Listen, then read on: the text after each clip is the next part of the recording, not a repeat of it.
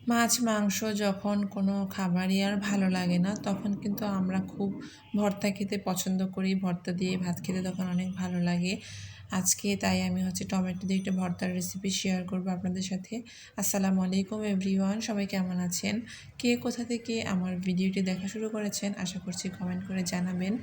আর যারা ফেসবুক থেকে ভিডিওটি প্লে করেছেন আশা করছি পুরো ভিডিও দেখে একটি কমেন্ট করে ফলো করে যাবেন যাতে পরবর্তী ভিডিওগুলো আপনাদের কাছে যায়। আর আমিও আপনাদেরকে অবশ্যই সাপোর্ট করব। আর যারা ইউটিউব থেকে দেখছেন তাদেরকে বলবো একটা কষ্ট করে সাবস্ক্রাইব করে দিয়ে পাশে থাকবেন। অনেক ছোট একটি চ্যানেল, মাত্র 10-12 দিন হবে ওপেন করেছি। আপনাদের একটি সাবস্ক্রাইব বা একটি কমেন্ট কিন্তু আমাকে কাজ করার আগ্রহ আরও বাড়িয়ে দিবে। তো আমি প্রথমে কি করেছি, এখানে টমেটো আর রসুন একসাথে আমি তেলে একটু ভেজে নিয়েছি। এরপর টমেটোর যে উপরের ছোলাটা আমি ছিলে নিলাম আর কি।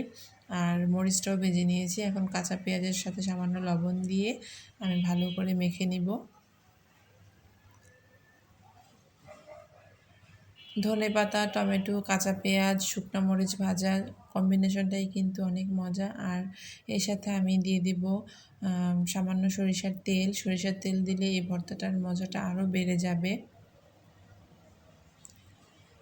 মাঝে মাঝে এরকম ভর্তা খেতে কিন্তু আসলেই অনেক ভালো লাগে। যদিও মরিচ দিয়ে ভর্তা বানালে হাতে একটু জ্বালা করে, তারপরেও খেতে কিন্তু বেশ ভালো লাগে।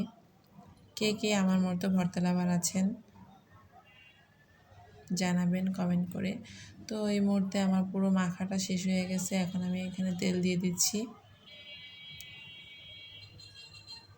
এই তো টমেটোগুলো ভালো করে মেখে নিলে আমার ভর্তাটা রেডি হয়ে যাবে। গরম ভাতের সাথে খেতে কিন্তু বেশ ভালো লাগবে এই ভর্তাটা। যারা এখনও পর্যন্ত এরকম কোনো ভর্তা ট্রাই করেননি, ট্রাই করে দেখবেন, অনেক ভালো লাগে।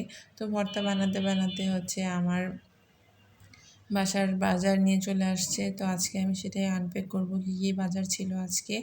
তো প্রথমেই বের করছি, এখানে ক্ষীরা এনেছে। এখন যেহেতু ক্ষীরা পাওয়া যাচ্ছে বাজারে বেশ, আর লেবু, এগুলো মাস্ট প্রতিদিনের আমার খাদ্য তালিকায় লাগবেই। আর এটা ছিল চা পাতা। চা পাতার সাথে কিন্তু অনেক সুন্দর একটা বক্স দিচ্ছে। এতদিন একটা কাপও পেয়েছিলাম আমরা, মানে 400 গ্রাম সিলন চা পাতা কিনলে সুন্দর একটা কাপ দিয়েছিল। এখন সেই অফারটা নাকি শেষ। তো এই তো শসা, গাজর, বাদামটাও আমি নিয়মিত খাওয়ার চেষ্টা করি। এই জন্য বেশি করে বাদাম। আর এগুলো কাঁচা হলুদ।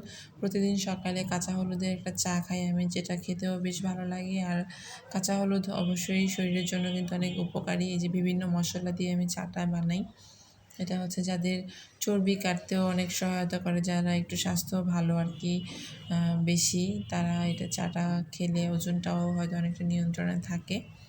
তো এগুলো খেজুর।